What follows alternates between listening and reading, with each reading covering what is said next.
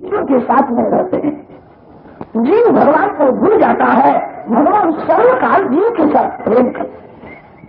परमात्मा के साथ संबंध रखो, बहुत काम में आएगा। गुरु जी ने संबंध रखा था, भगवान मेरे पिता है, नारायण का मैं पुत्र हूँ, मृत्यु के मस्तक ऊपर पांव रखा है। कैसी सदगति मिली है, भक्ति में कैसी शक्ति है। भगवान के भक्त मृत्यु के मस्तक ऊपर पांव रखते हैं। मृत्यु मूर्धपदंडत्वा आरूढ़ाद्भुतं ग्रहम्। मृत्युदेव ध्रुव जी के सन्मुख मस्तक नवाते। ध्रुव जी नारायण के अनन्य भक्त है। काल एक एक के छाती ऊपर चढ़ के बैठता है। काल के काल जो परमात्मा है, उनके साथ जो प्रीति करता है, काल उसके सामने मस्तक नमकता है। ध्रुव जी विमान में बैठ करके वैकुंठ धाम में कल ध्रुव चरित्र की कथा सुनाई है। ध्रुव चरित्र के समाप्ति में कहा था, यही ध्रुव चरित्र की कथा एक बार प्रचेताओं के यज्ञ में नारद जी महाराज ने संतों को यही कथा सुनाई थी। जो कथा विदुर जी आपको मैंने सुनाई है। विदुर जी का प्रश्न है, ये प्रचेता कौन है? प्रचेताओं के यज्ञ में बड़े बड़े महात्मा आए थे, उन्होंने जो उपदेश दिया वह सुनने की इच्छा है। केते प्रचेतसो नाम कस्यापत्यानि सूरत कस्यान्ववाये प्रख्याता कुत्रमासत्रमासते।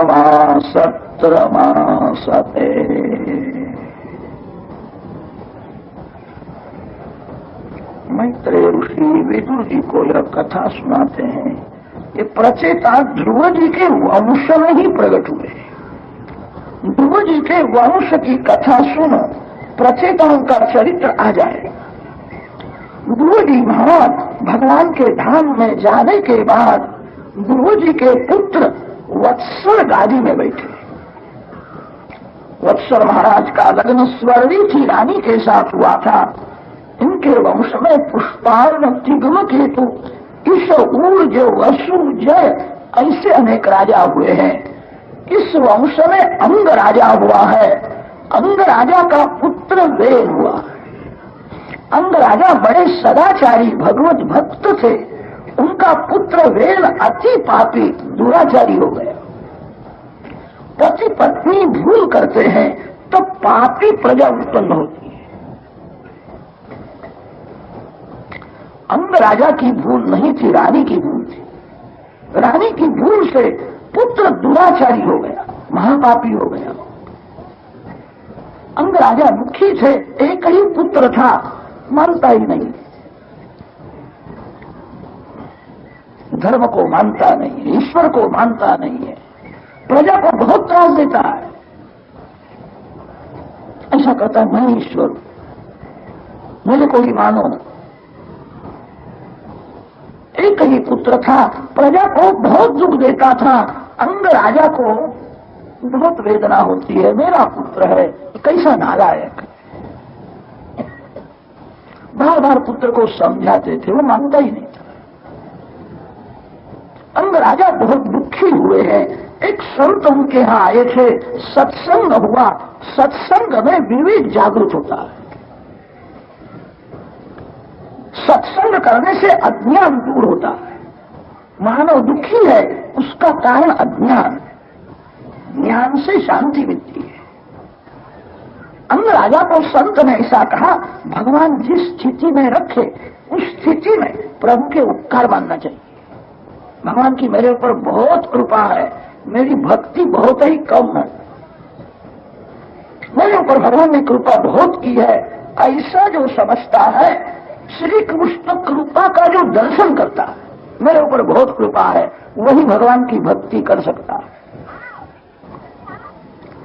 मेरे ऊपर भगवान ने बहुत कृपा की है, ऐसा अनुभव करो। अंग राजा ने कहा, मेरे को ऐसा लगता है मेरे ऊपर भगवान की कृपा नहीं है, इसीलिए मेरा पुत्र नालायक है, दुष्ट है। बहुत त्रास देता है। संत समझाते हैं तेरे ऊपर भगवान की बहुत कृपा है, इसीलिए पुत्र नालायक है। भागवत का एक सिद्धांत है, भगवान जिस स्थिति में रखे उस स्थिति में भगवान के उपकार मानो। पुत्र लायक होवे तो मन को समझाना पुत्र बहुत लायक है, अब घर का विचार करने की मेरे को जरूरत ही नहीं, सब कुछ समझता है, मैं जो भक्ति करता हूं बहुत कम है। पुत्र लायक होवे तो ज्यादा भक्ति करो। कदाच पुत्र नालायक होवे तो मन को समझाना भगवान ने जो किया है अच्छा ही किया। पुत्र बहुत सुख दे तो माता पिता की पुत्र में ममता होती। घर के लोग थोड़ा दुख देवे तो मन घर में चले जाते। घर के लोग बहुत अनुकूल होवे, सुख देवे तो मन घर में चल जाते। कांटे के ऊपर पांव रखना कठिन नहीं है, फूल के ऊपर पांव रखना बड़ा कठिन है। जिसके पांव में जूता है वो कांटे के ऊपर पांव रखता है, मेरे को कुछ होने वाला नहीं, उसको ऐसा कोई इस फूल के ऊपर पांव रखो, वो नहीं रख सकता है। घर के लोग कांटे के जैसे होवे तो उनका बहुत छूट जाता है। घर के लोग बहुत अनुकूल होवे, अति सुख देवे तो मन घर में फंस जाता है। घर में थोड़ा दुख होना ही चाहिए। पुत्र नालायक है, भगवान की कृपा है इसीलिए नालायक। पुत्र का मोह छोड़ दे, वो सुधरने वाला नहीं है। भगवान ने जो किया है अच्छा ही किया। पुत्र नालायक है, तेरे को दुख देता है तो भी तू पुत्र के साथ प्रेम करता है। पुत्र लायक नहीं है तो भी तू पुत्र में ममता रखता है।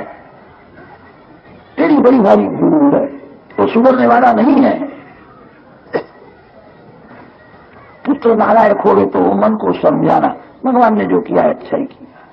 पुत्र बहुत सुख देता है तो माता पिता का मन पुत्र में फंस जाता है। अरे पुत्र में तो फंसता है, उसके जो पुत्र होते हैं पवित्र में दादा दादी की ममता बहुत हो जाती है। घर में पुत्र न होवे तो हृदय को जलाना नहीं। कितने लोग ऐसे होते हैं पुत्र न हो तो उनको बहुत दुख होता है, पुत्र नहीं है, पुत्र नहीं है। अरे पुत्र नहीं तो अच्छा है, तेरा कल्याण तेरे को भी करना है। आपका कल्याण आप न करो तो आपका पुत्र क्या करेगा? आपका श्राद्ध आपको ही करना है। पुत्र मेरा श्राद्ध करेगा, मेरा उद्धार करेगा, ऐसी आशा रखना ही नहीं। कलियुग के पुत्र जहां लग्न हुआ कि माता पिता के प्रेम को भूल जाते हैं।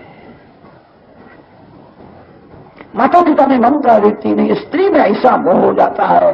कितने लोग तो माता पिता का श्राद्ध भी नहीं करते। आपका श्राद्ध आप ही करो। ये शरीर पिंड है, शरीर पिंड जो परमात्मा को अर्पण करता है। जीवन परमात्मा के लिए, जीवन परोपकार के लिए। शरीर पिंड भगवान को अर्पण करो। भात का पिंड के आटे का पिंड देने से मुक्ति मिलती है। मुक्ति ऐसी सुलभ है कि पिंड देने पर मुक्ति मिल जाती है। तरति शोकम आत्महित तमेव विदित्वा अति मृत्यु में थी नान्य पंथा विद्यते अयनाय न कर्मणा न प्रजया ब्रह्मविदाप्नोति परम।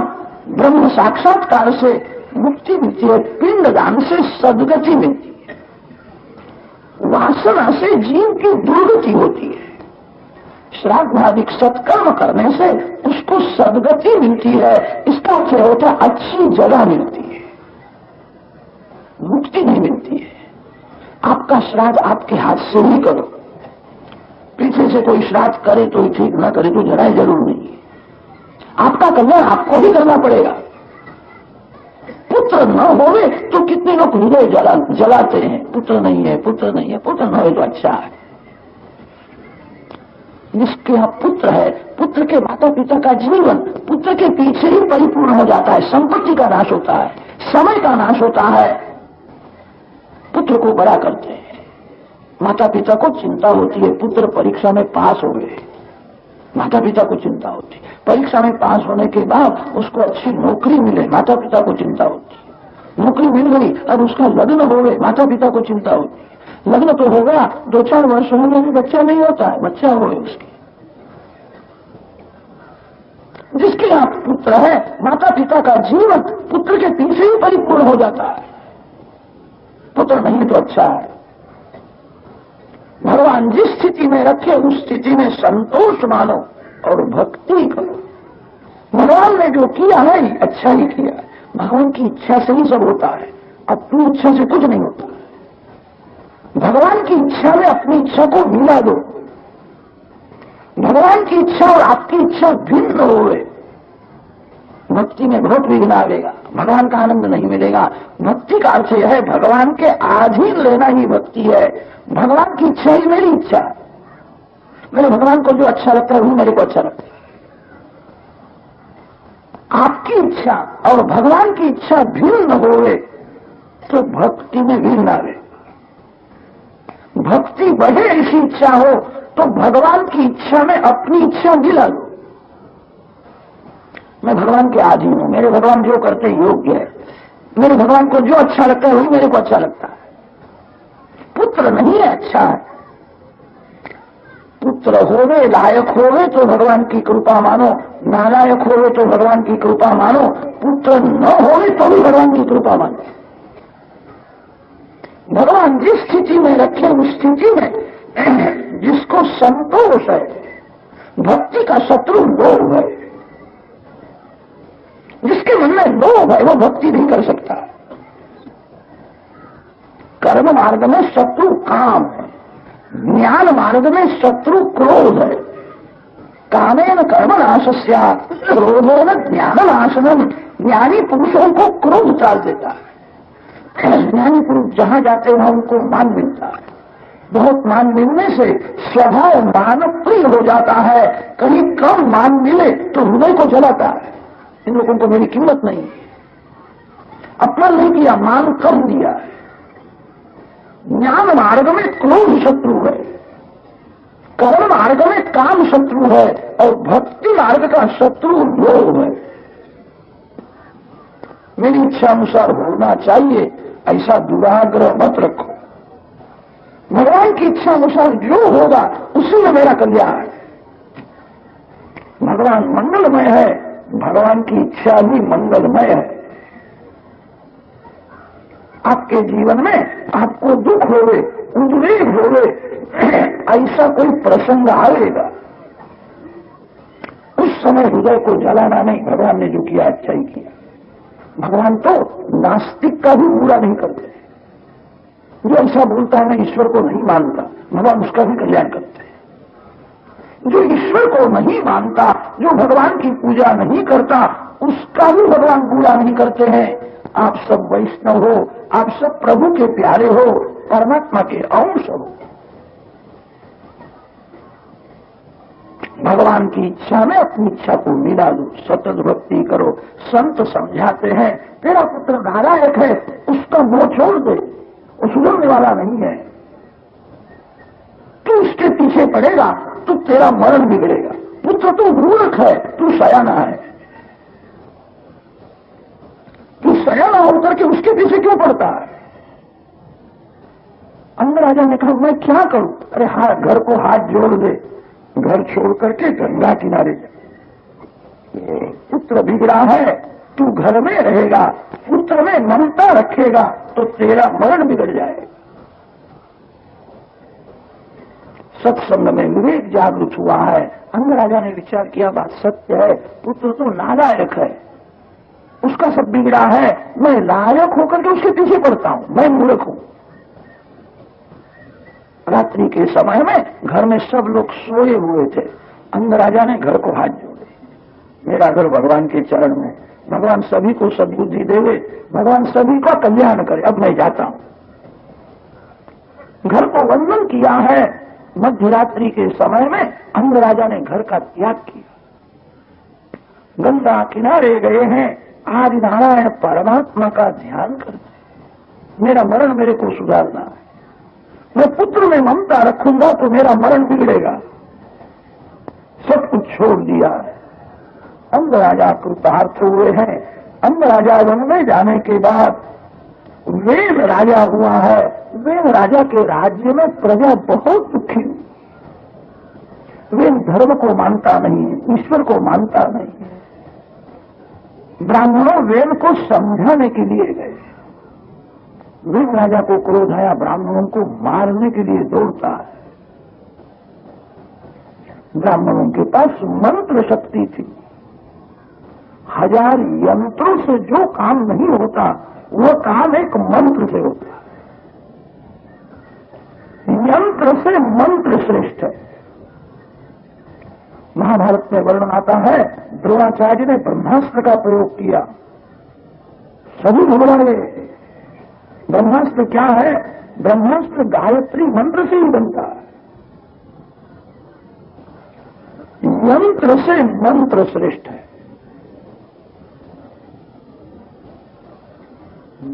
मानव का जीवन अभी यंत्र के अधीन हो गया। साधुओं के पास, ब्राह्मणों के पास मंत्र शक्ति थी, तब सभी बड़े बड़े राजा लोग ब्राह्मणों को वंदन करते थे।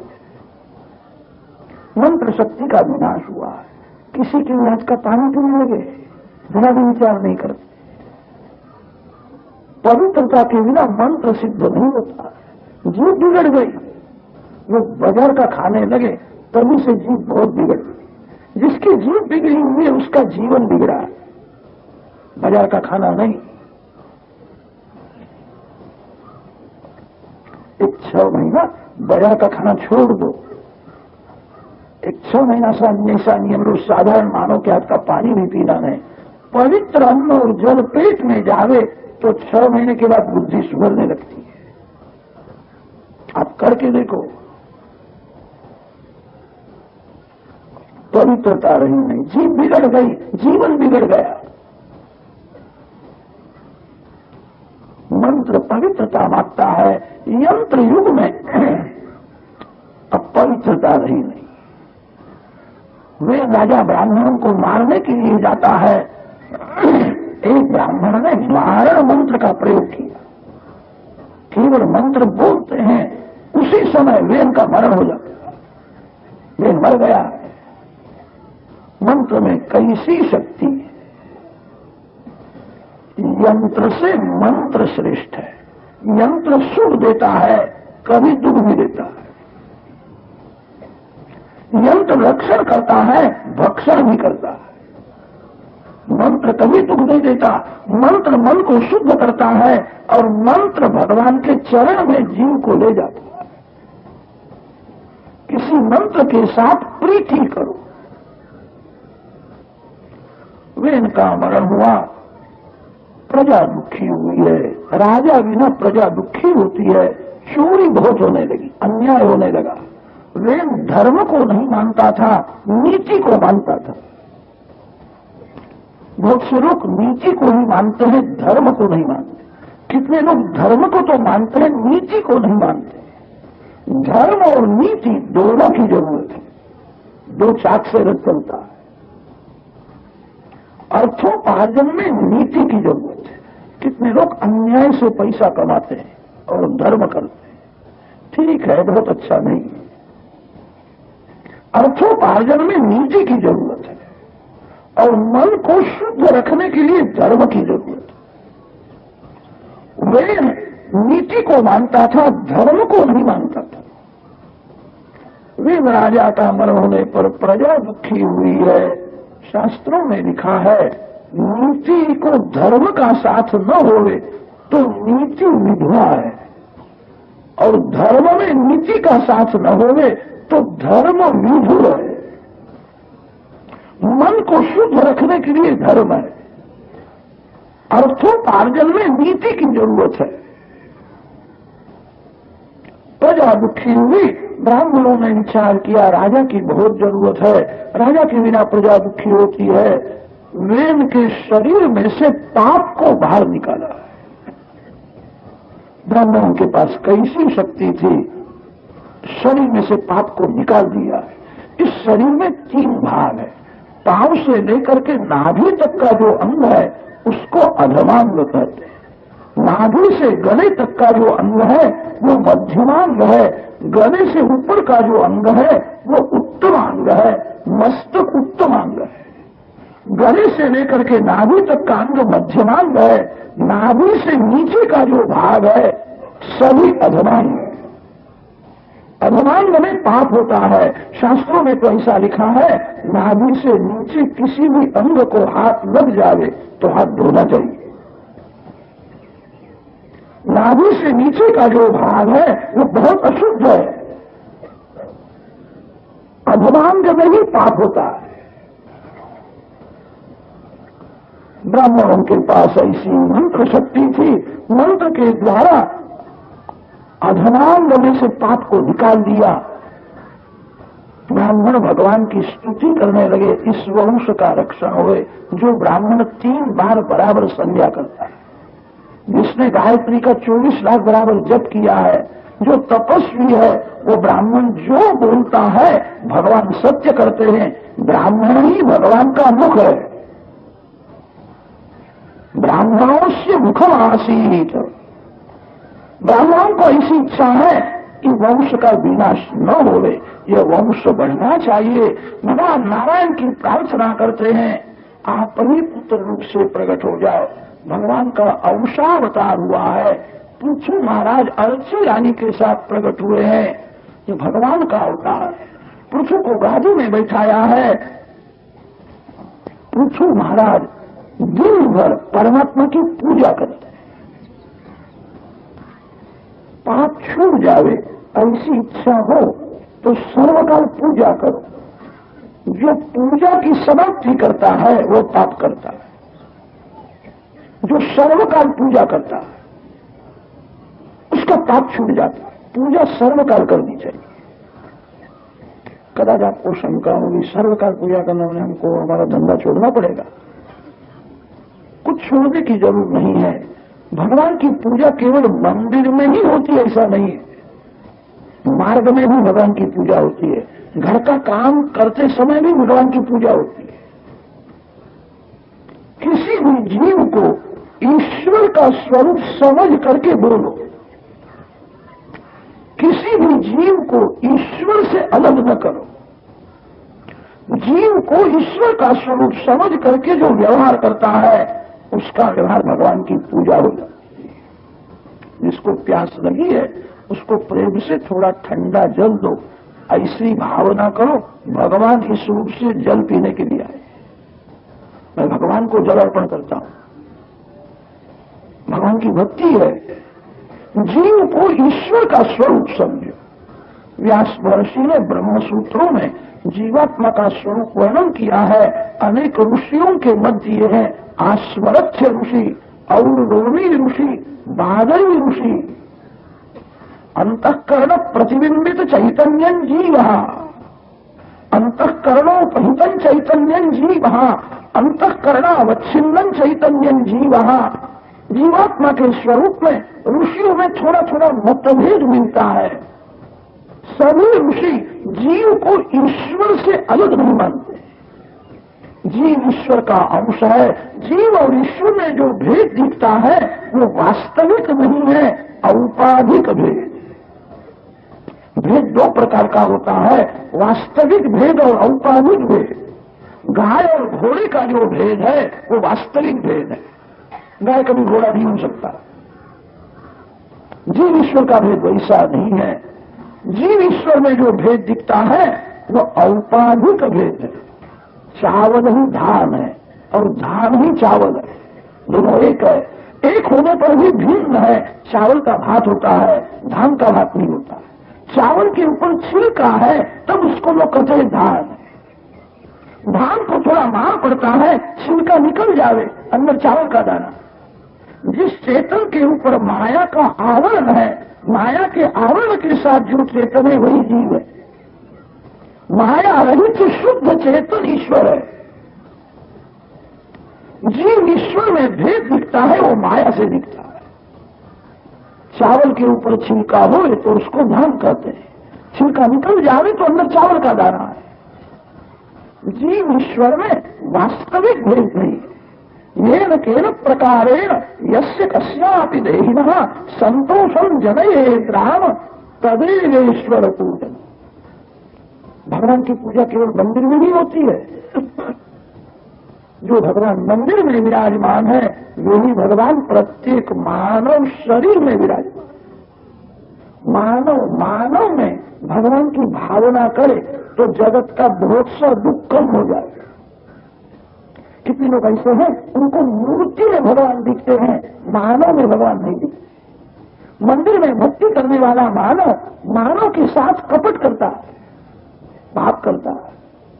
जो भगवान वैकुंठ में है, जो भगवान मंदिर में विराजमान है, वही भगवान प्रत्येक मानव शरीर में भी।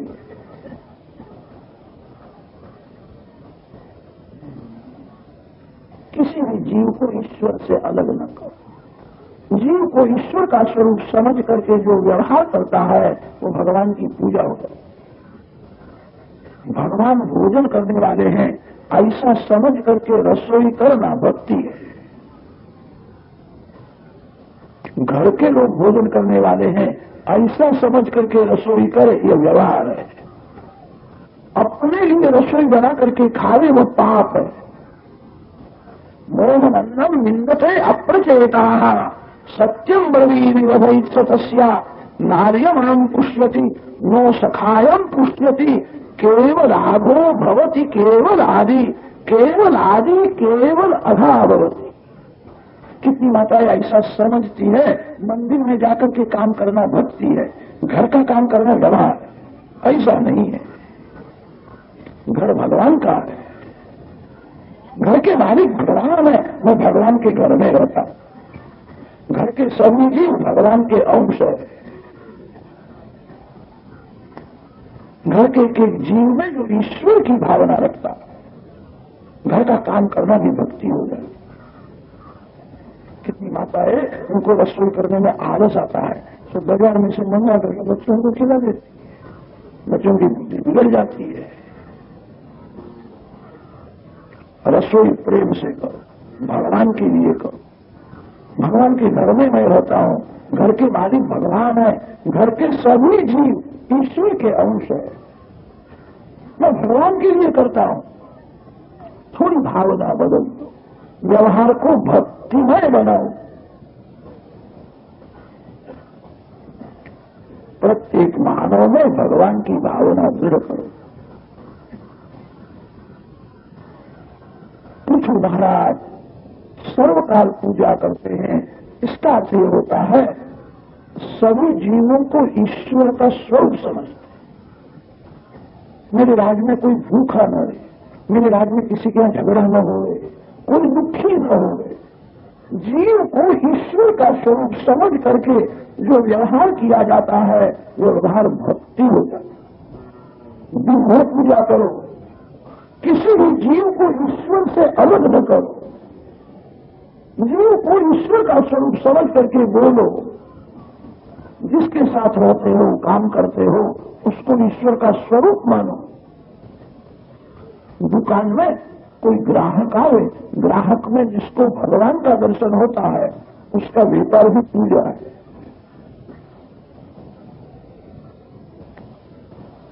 इस दुकान में जो आया है भगवान का अंश है। योग्य नफा तो लेना ही चाहिए।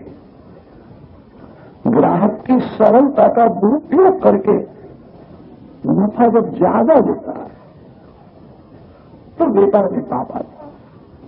वैश्य को भगवान की आज्ञा है व्यापार करे। कृषि गोरक्ष वाणिज्यम वैश्य कर्म स्वभाव।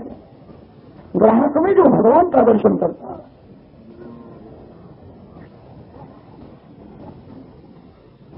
व्यवहार को भक्तिमय बनाओ। दिन भर भगवान की पूजा करो, किसी को भी ईश्वर से अलग न करो।